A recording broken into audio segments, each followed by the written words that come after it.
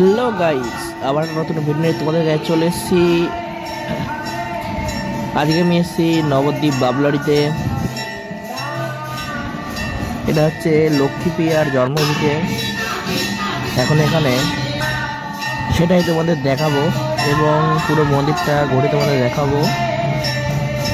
আর কীভাবে আসতে হবে, এটা হচ্ছে কৃষ্ণনগর থেকে নবদ্বীপ টাউনের বাস ধরতে হবে, গিয়ে তোমাদের বাবলাড়ি বাসে উঠতে হবে। বাবলাড়ি বাসে উঠলে তোমাদের বাবলাড়িতে নামাবে। পুরো বাবলাড়ি বাস স্টপে নেমে দেখবে মিষ্টির দোকানের পাশ দিয়ে একটা রাস্তা আছে, বা হাতে পড়বে রাস্তাটা। ওখান থেকে পায়ে হেঁটে 5 মিনিট হাঁটা পথ, ওখানেই এই মন্দিরটা পড়বে।